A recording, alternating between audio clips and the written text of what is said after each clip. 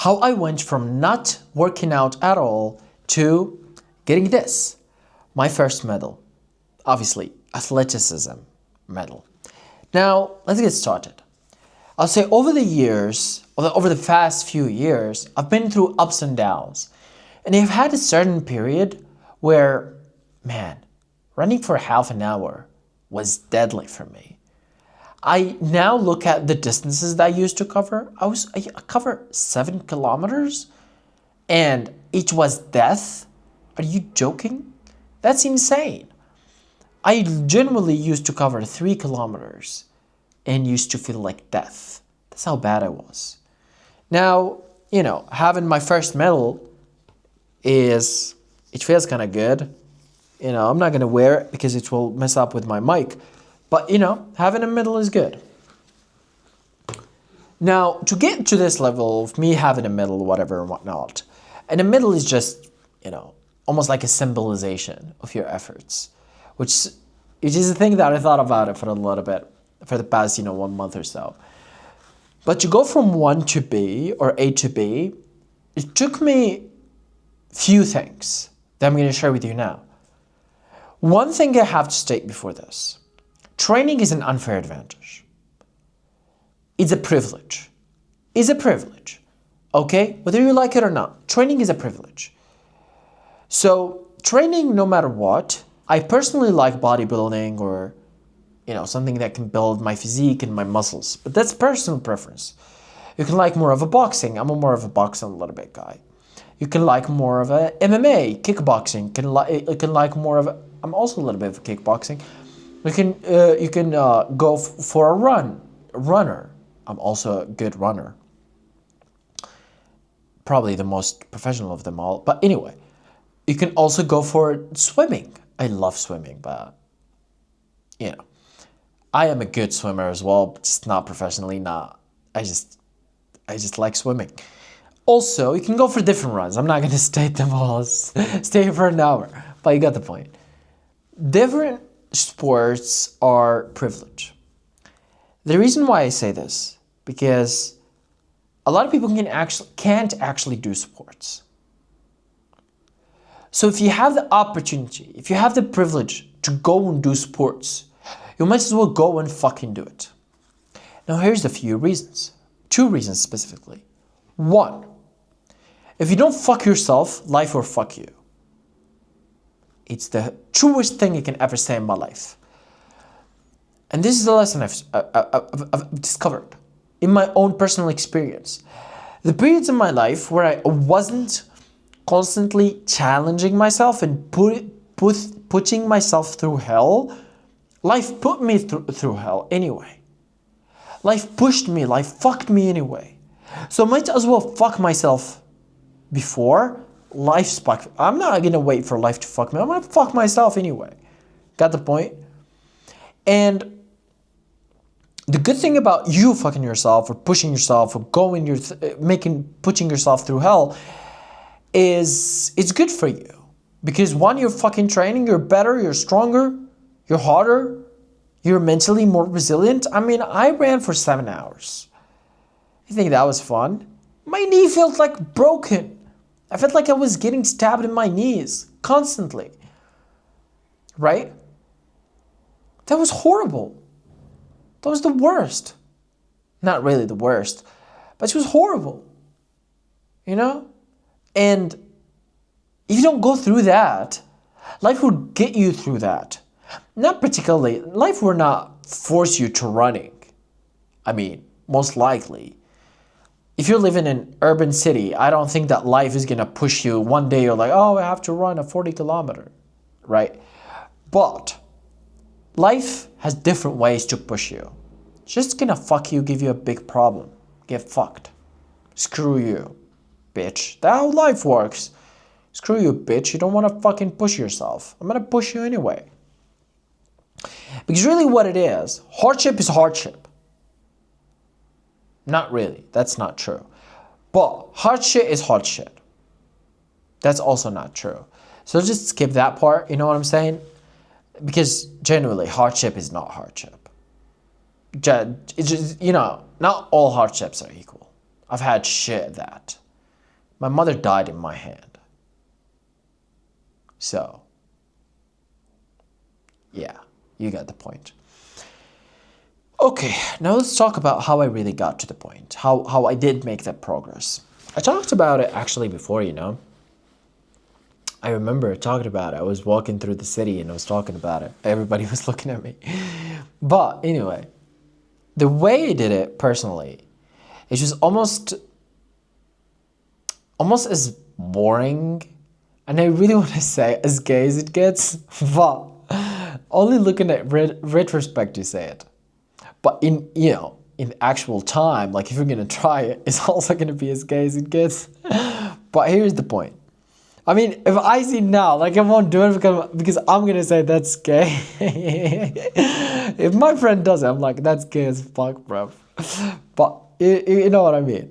So the way I did it is I started training.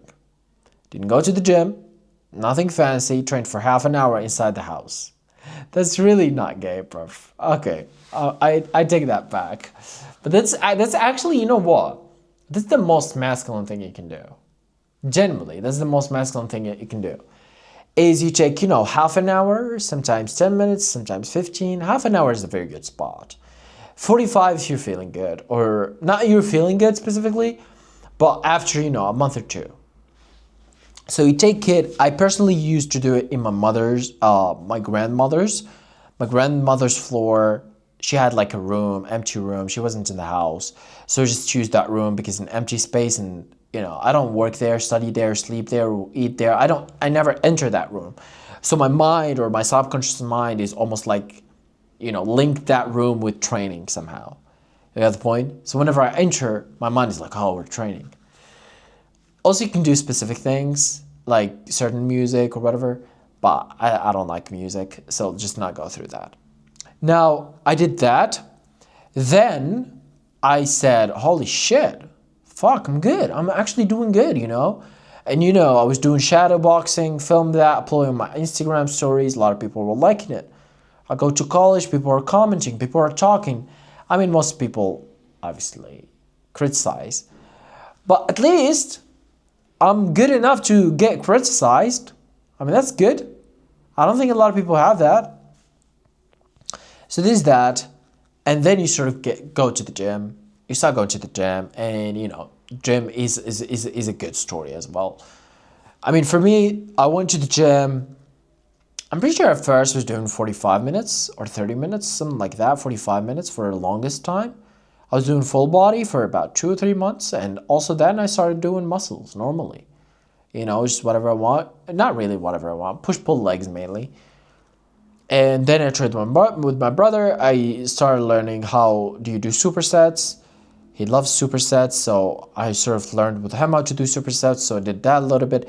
But that's how it goes. Then what you find out is your physique just gets better, and almost like your PRs, which is personal records, or PB, which is personal best, happens a lot to you, which is obviously a very good indicator that you are going on a good progress line, whatever.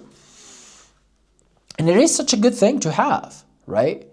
As at least you're better than last year, better than last month, you're better, whatever. And also different things like how you look, how you, almost like you handle yourself, how you treat yourself, how people respect you, man. Brother, I just ran the half marathon last month. I come back and everybody's talking to me. Oh, how's it going, athlete? Oh, you are the athlete of college, and you actually have honored our college athleticism. Not really, something like that. Like you've honored our college with your athleticism. You are an athlete. So, there's that. Why did I mention that? I just liked it. But anyway, just bear with me. You're gonna get it. There's certain progress that you make that is so visible, and that's how you know that you're going through the right place, and how you handle yourself, how you act. People start treating you differently. People tell you what they told me. I mean, a lot of people just respect me more and talk to me better way than everyone else just because I train. People meet me on the street, the first thing they say, "Are you the athlete? Are you the one who trained?" I'm like, "Yeah, that's me." It's good shit. It's a good thing to be known for, right? Better to be known than a fucking TikToker. I mean, at least that's what I would prefer. But so there's a lot of good things that comes with it. And you can almost see, it almost symbolizes itself. Different sports have different symbols. As an example, bodybuilding, you build your body, you see your muscles. Running, short distance running, obviously your speed, your timing. Long distance running depends on how long we're talking, whether your speed, which is for the half marathon or the marathon, or 5K, 10K, whatever, or for the longest distances, which is how long you're going to run. Is it 100 miles? Is it 600 miles like Ardazachi has just done? Stuff like that happens. So there's different metrics. And here, obviously, you have to track, obviously. If you didn't know that, if you don't track, you don't care. If you don't measure, you don't care. So also what gets measured gets managed. So there's also that. But all of this is some sort of almost like, feedback loops that helps you to actually keep going. Now, what I think is the most important to probably mention here is what are the barriers that I faced. There's different barriers in the past, 2 years now, or probably a bit more or something like that. Maybe not 2 years, maybe less. 1 year and a half or something, I don't know. But in that specific period, it's 1 year and 8 months. So in that specific period, I did have a lot of barriers that I had to sort of overcome. First thing is criticism. People criticize you a lot. Especially for me because I was doing inside home workout and I was actually recording my shadow boxing and I was uploading. So go inside the college class and everybody's obviously beaming me, talking about my posture, how my uppercut is not, all the way up, whatever. And maybe they said some things that are good and they are real. Maybe they said a lot of things that are really horrible and terrible and they're completely wrong. But this is just the cost of what it happens. And really with that, it's good to have mental resilience, which is one of the reasons that I love the word fuck you. I could come to the class, I'm training, Luca, you don't know how to train. What about go fuck yourself?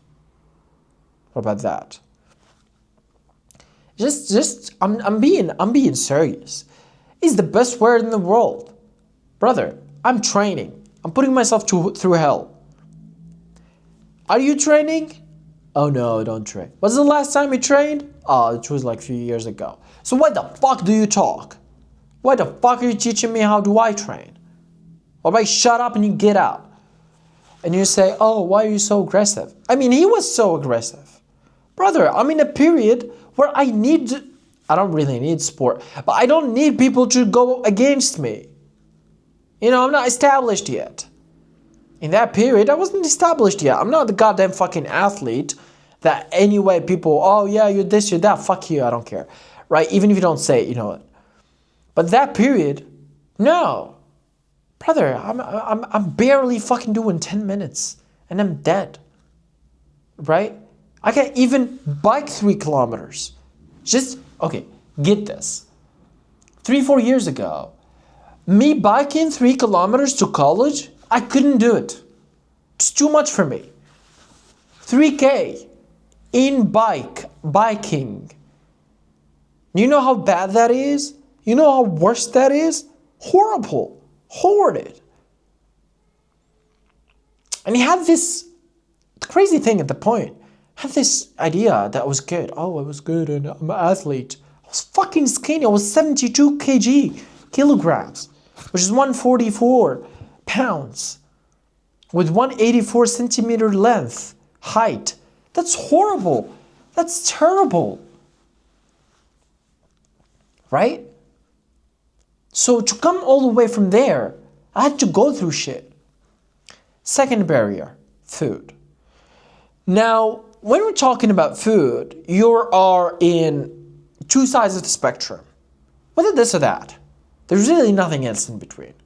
Whether you're eating too much or eating too little. That's usually what it is. So if you're eating too much, then you are rich. If you're eating too little, like I was, you are poor. I'm being basic.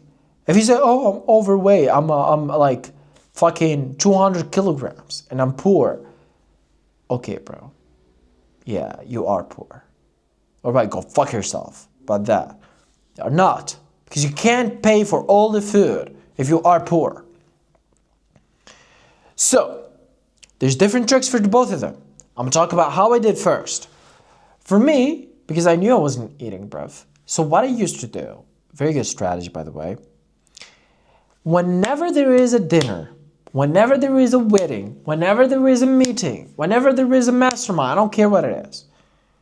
Family dinners especially, a lot of food, a lot of protein, a lot of meat. I fill my stomach up. And when I say I fill my stomach, I'm saying if I add another bite, I'm gonna vomit. Filled my stomach. It means fully filled. Now we ask why? Because I know it is an opportunity for me to max out my calories or my input or whatever nutrition. Because I know when I'm going back to my normal routine, I'm not getting enough calories anyway. So me overeating that night really doesn't make any difference. If anything, it's going to help me train more. So this master cheat code. Now, I'd say in the past 2 weeks, I've had opportunities where I can eat more. I decided not to. Why? I was a little bit insecure. Okay? Because some people have talked about my stomach and stuff like that. And I was a little bit insecure.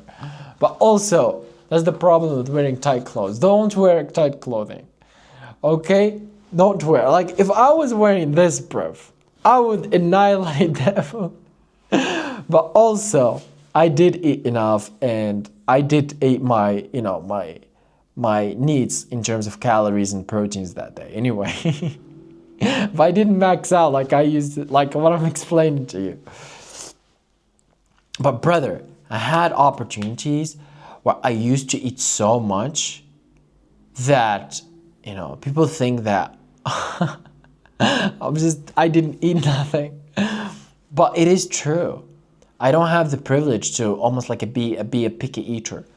Number 3 also, or number 2 subsection. Don't be a picky eater. If there is food, eat it. There is food, eat it. I don't care what it is. Eat the goddamn fucking food. Right? Oh, it's vegetables and whatever. Eat the goddamn fucking food. It's calories, it's vitamins, it's protein. I mean, protein. We're not even talking about... Are we talking about protein? You want to talk about protein? Protein is not even a fucking question. If you get protein, you're eating that shit. No question needed. So that was number 2. So that was that side of the spectrum. Now to the other side of the spectrum, if you're eating too much, obviously you have to start eating less, right? And I'm obviously a nurse as well, so we can talk, a little bit in depth in that. But just eat less and train more. And really for you, one good thing, you're not afraid to fucking lose weight. You can train forever. As long as you don't get injured, obviously. You can train every day. Pretty fucking much. And you're just gonna lose weight. I mean, at some point you're like, oh, am I getting protein? Am I getting muscle mass? Or am I just losing weight? Then, I would say the next step would be, all the food that you're eating, fuck that shit. And just eat protein as much as humanly possible. I mean, you have money anyway if you're overweight. So just buy protein for fuck's sake. You're gonna build muscle.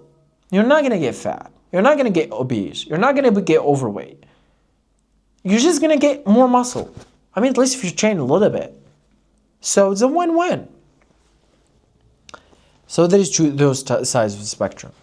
So that was what? That was point number 2. Okay. Point number 3, or the barrier number 3, to be more specific. One of the biggest struggles that I also had was obviously just keeping up with the daily basis.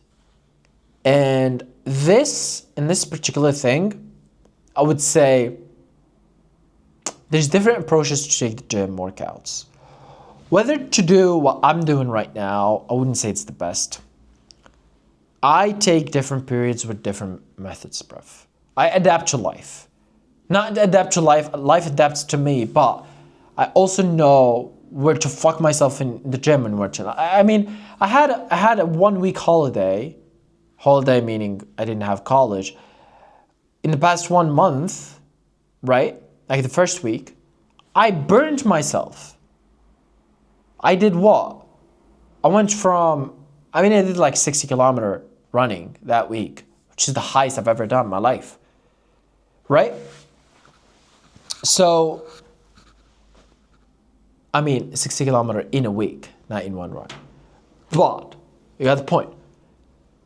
Really, you gotta push yourself, but also know where to push yourself. Like if you have exams, bruv, don't kill yourself. I just would recommend to not fuck yourself. You know, if you have the biggest exam in your life, you don't want to be running the highest distance you've ever ran in your life before. That's just what it is. It's a fact. I like the idea of it. I like it. I get it. If it's the biggest exam of your life, probably rethink it. Probably do another workout or do less. Whatever works best for you. So, I'll leave it at that. As I said, I'm extremely lucky to be training. I'm extremely lucky to have, such a medal like this. And obviously when they give you medals like this, you get other stuff actually. I have a shirt, have a backpack, you get a lot of stuff. And although, I don't even hang it on my wall. I just put it up there on my shelf, the medal. But it's such a good thing, God damn, what was that sound?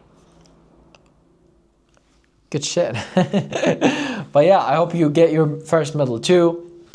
Thank you for watching and please subscribe.